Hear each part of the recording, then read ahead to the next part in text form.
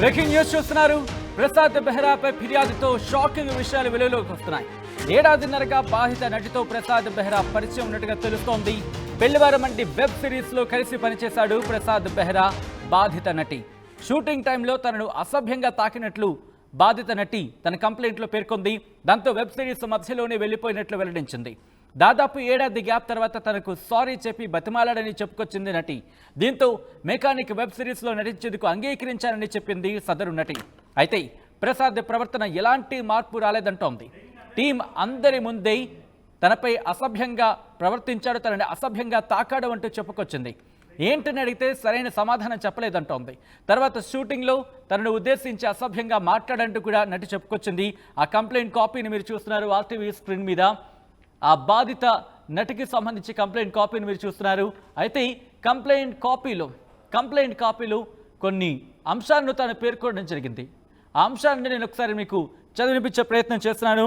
Contents of the complaint or statement of the complainant or informant అనేది ఆ కాపీకి సంబంధించి నేను మీకు చూపించే ప్రయత్నం చేస్తాను. ఆ కంప్లైంట్ కాపీలో మెన్షన్ చేయడం జరిగింది. In the court of honourable 17th Additional Chief Judicial Magistrate at Nampally, Hyderabad.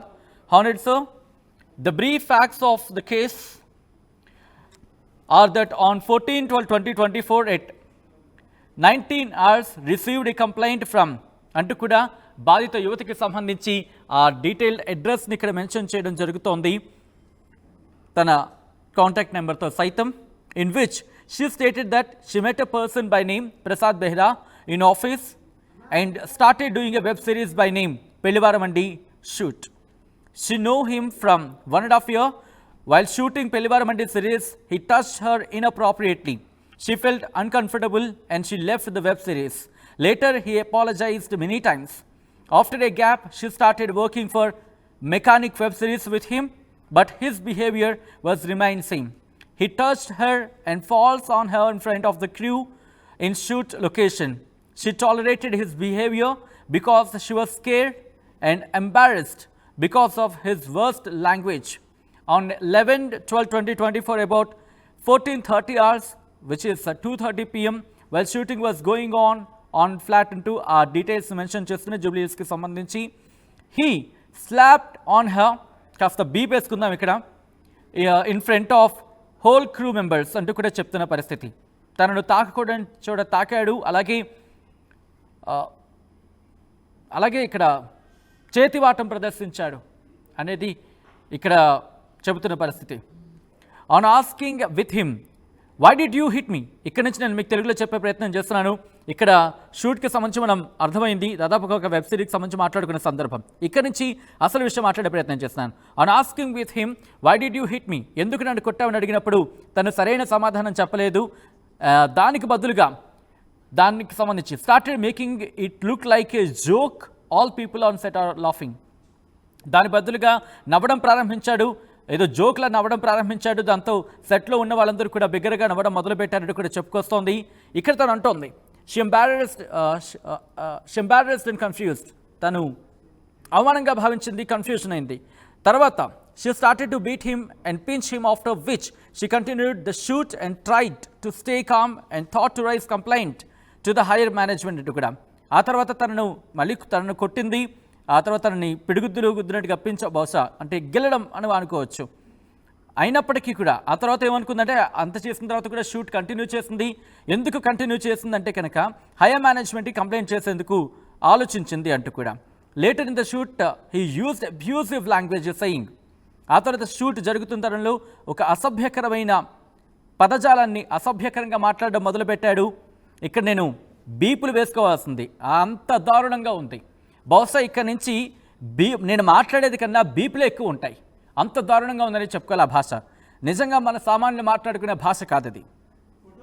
నీ డాష్ డాష్ డాష్ లాగా ఉంది, తర్వాత డాష్ డాష్గా ఉన్నావు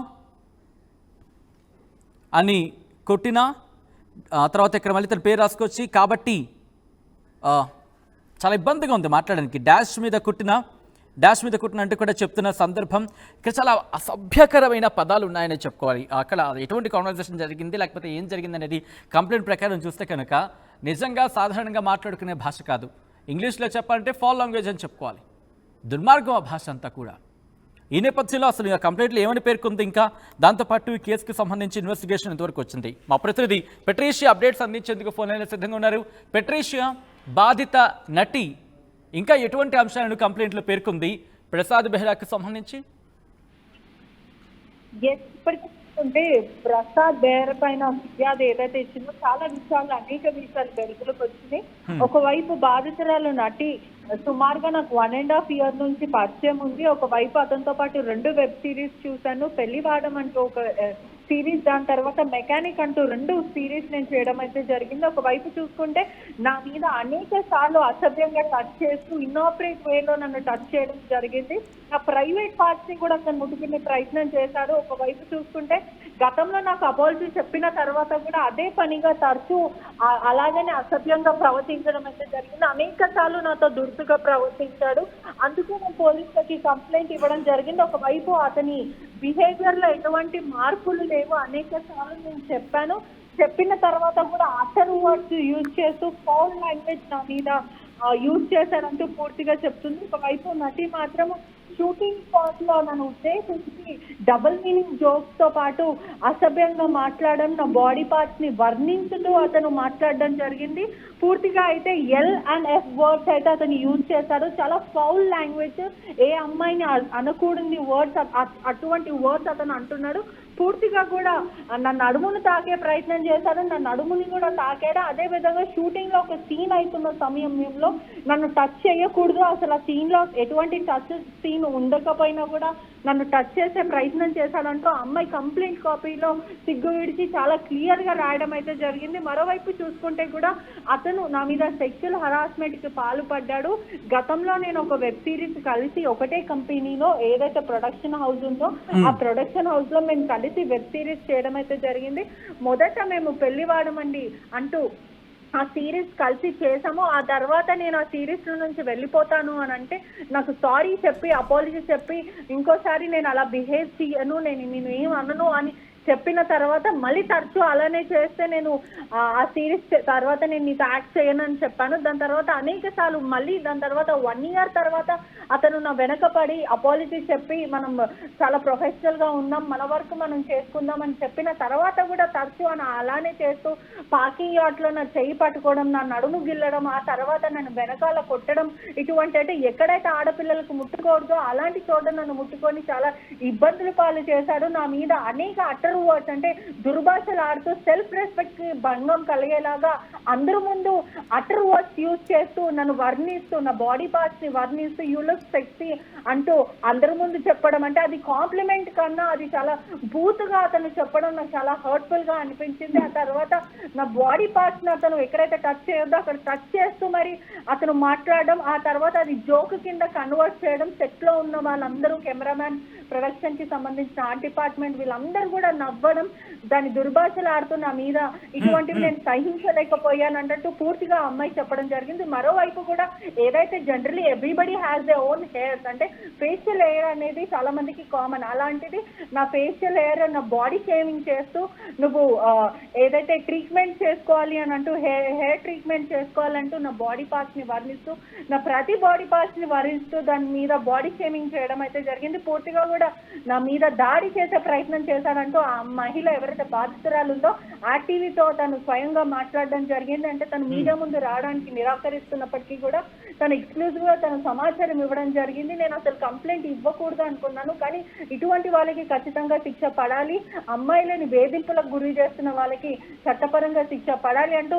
తను మహిళ అయితే పేర్కోవడం జరిగింది. ఏదైతే ఆడవాళ్ళని అనకూడని మాటలన్నీ అనడం జరిగింది. అదే విధంగా నలుగురున్న చోట, అంటే సుమారుగా సెట్ మీద ఒక 50 మంది ఉంటాయి, 50 మంది ముందు నన్ను L&F వర్డ్స్ యూజ్ చేసి ఇక్కడ ఇన్వెస్టిగేషన్ లో కేవలం ప్రసాద్ బెహ్రా ఒక్కడే ఉన్నారా, లేకపోతే ఇన్వెస్టిగేషన్ లో ఇంకా వేరే పేర్లు ఏమైనా రావడం జరుగుతోందా? ఎందుకంటే ఇక్కడ కేసు రిజిస్టర్ అయింది, ప్లస్ ఇన్వెస్టిగేషన్ జరుగుతోంది.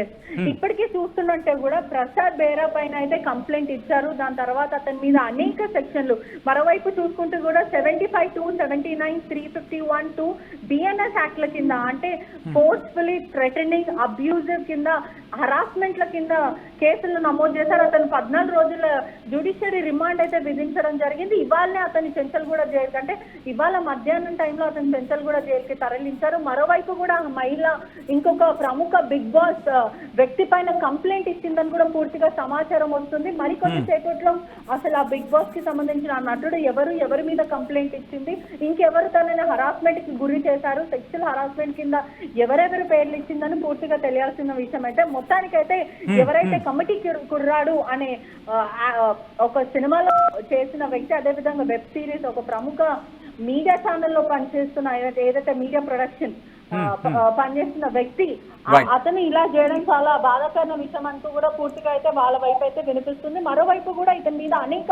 ఎలిగేషన్స్ అయితే బయటకు వస్తున్నాయి. ఒకవైపు చూసుకుంటే కూడా చాలా మందిని కూడా ఇలానే హరాస్మెంట్ కి పాల్పడ్డాడంటూ పూర్తిగా అయితే సమాచారం వస్తుంది. Right Patricia. సో మొత్తంగా అయితే మాత్రం ప్రసాద్ బెహ్రా విషయంలో, ప్రసాద్ బెహ్రాపై ఫిర్యాదుతో షాకింగ్ విషయాలు వెలుగులోకి వస్తున్నాయి. ఏడాదిన్నరగా బాధిత నటితో ప్రసాద్ బెహ్రా పరిచయం ఉన్నట్టుగా తెలుస్తోంది. పిల్లవారం అంటే వెబ్ సిరీస్లో కలిసి పనిచేశాడు ప్రసాద్ బెహ్రా, అలాగే బాధిత నటి ఇద్దరు కూడా కలిసి పనిచేయడం జరిగింది. షూటింగ్ టైంలో తనను అసభ్యంగా తాకినట్లు బాధిత నటి తన ఫిర్యాదులో పేర్కొంది.